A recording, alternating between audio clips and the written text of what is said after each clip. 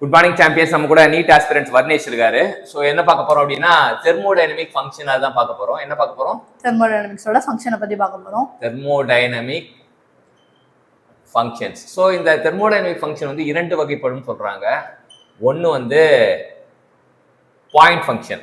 என்ன function? Point function. Point function. இன்னொன்று வந்து பாத் ஃபங்க்ஷன். பாத் ஃபங்க்ஷன் அப்படின்றது தெரிஞ்சது. பாயிண்ட் ஃபங்க்ஷனுக்கு இன்னொரு பேரு ஸ்டேட் ஃபங்க்ஷன் கூட சொல்லுவாங்க. பாயிண்ட் ஃபங்க்ஷனுக்கு இன்னொரு பேரு ஸ்டேட் ஃபங்க்ஷன். State function. இதுக்கு எக்ஸாம்பிள் என்னென்னு பாத்தீங்கன்னா எல்லா ப்ராப்பர்ட்டியும் pressure, volume, temperature, internal energy, enthalpy, entropy எல்லாமே பாயிண்ட் ஃபங்க்ஷன் இல்லாட்டி ஸ்டேட் ஃபங்க்ஷன்ல வரும். பாத் ஃபங்க்ஷன்ல பாத்தீங்கன்னா heat transfer, work transfer, entropy generation of entropy.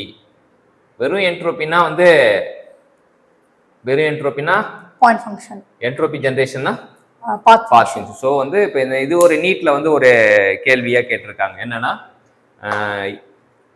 எது வந்து பாத் ஃபங்க்ஷன் அப்படின்றப்ப வந்து கியூவும் பாத் ஃபங்க்ஷன் தான், டபிள்யூவும் பாத் ஃபங்க்ஷன் தான். ஆனால் கியூ மைனஸ் டபிள்யூ வந்து பாத் ஃபங்க்ஷன் கிடையாது.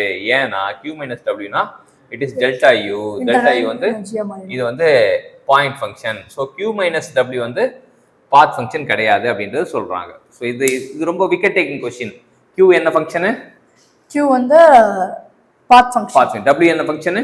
டபிள்யூ வந்து பாத் ஃபங்க்ஷன். ஆனா கியூ மைனஸ் டபிள்யூ வந்து பாயிண்ட் ஃபங்க்ஷன். இதுதான் சூப்பரான கொஸ்டின். ஸோ இன்னைக்கு வர்ணேஷ்க்கு மூலியமா வந்து நம்ம ஒரு சூப்பரான கொஸ்டின் கத்துக்கிட்டோம். கத்துக் கொடுத்த வர்ணேஷ்க்கு நம்ம தேங்க்யூ சொல்லுவோம். தேங்க்யூ.